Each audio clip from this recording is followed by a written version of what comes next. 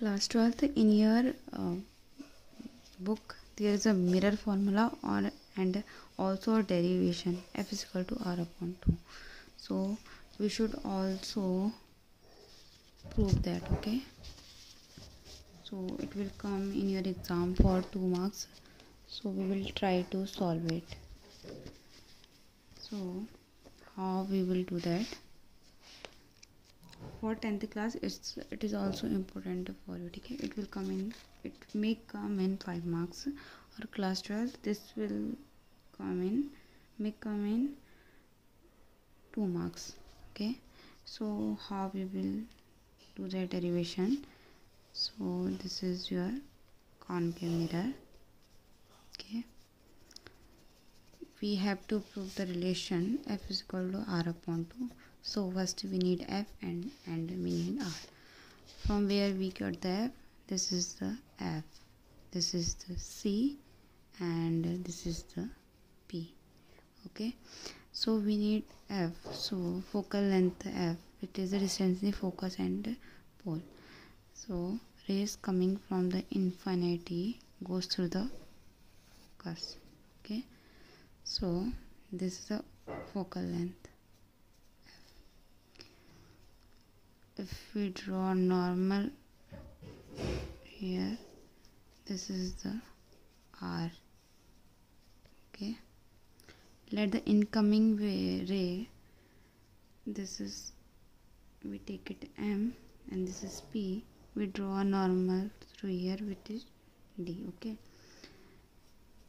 कभी भी हमें डेरिवेशन सॉल्व करना है ना, तो हमें देखना पड़ता है कि हमें किसके बीच में रिलेशन निकालना है. हमें फोकल लेंथ और रेडियस ऑफ कर्वेचर के बीच में रिलेशन निकालना है. तो हमें पहले डायग्राम में शो करना होगा, रे डायग्राम कहते हैं इन्हें. हमें रे डायग्राम में शो करना होगा कि एफ कहाँ है, आर कहाँ है. जब तक हमें एफ और आर दिखेगा नहीं तो हम कैसे सॉल्व करेंगे ना. तो ये क्या है, हमारा नॉर्मल है. हम लॉ ऑफ रिफ्लेक्शन लगाएंगे. लेट ये आई है, ये आर है, तो आई इज इक्वल टू क्या होता है, आर होता है. लेट मैं इसको थीटा के इक्वल ले लेती हूँ. ठीक है, तो मैं इसको थीटा ही मान लेती हूँ जब दोनों इक्वल ही हैं. तो ये पूरा एंगल क्या हो गया, 2 थीटा हो गया. ये पूरा एंगल अगर 2 थीटा हो गया, बताओ तो ये कितना होगा. कैसे बताओगे, आपने मैथ्स में पढ़ा होगा ना. जैसे ये जेट का साइन बनता है तो ये वाला एंगल के बराबर होता है. वैसे यहाँ भी है. ठीक है, ये जो ये वाला एंगल 2 थीटा, यहाँ भी क्या होगा, 2 थीटा होगा. देखो यहाँ भी जेट बन रहा है, ये थीटा है यहाँ, तो यहाँ भी क्या बनेगा, थीटा बनेगा. ठीक है, अब तुम्हें क्या चाहिए, बेस चाहिए नहीं चाहिए, तो हम ट्रिग्नोमेट्री फार्मूलाज लगाएंगे. ठीक है, ट्रिग्नोमेट्री फार्मूलाज में एक होता है आपका ट्रिग्नोमेट्री का tan. ठीक है, tan theta is equal to कितना होता है, tan theta is equal to base which is f upon not, base नहीं होता है.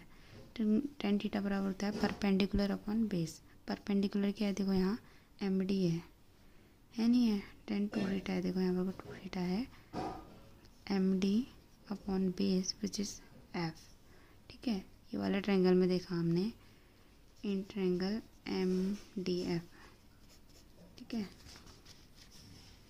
वैसे मैं यहाँ पर को अभी एफ डी लिखती हूँ. ठीक है, एफ नहीं लिखती हूँ, मैं बाद में बताऊँगी. ठीक है, F D, capital F D.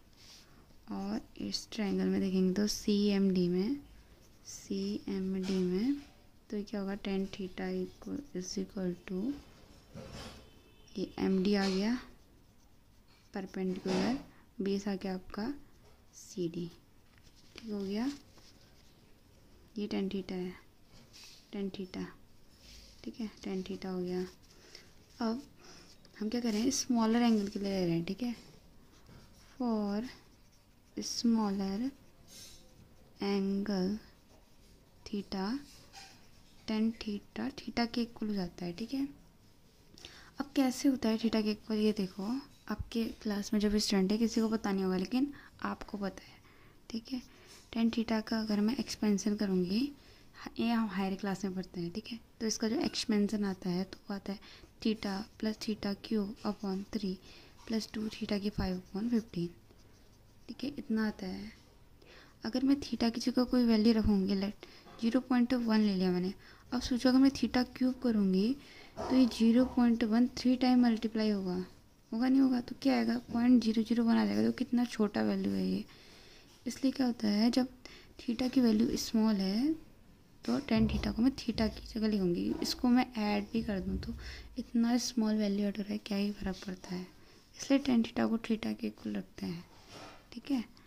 तो इससे क्या हो जाएगा, अब जो थीटा स्मॉल है, ठीक है, थीटा स्मॉल है यानी कि जो रेज हैं वो ऐसे नहीं जाकर छोटा एंगल बना रही है, मतलब इतना छोटा एंगल बना रही है।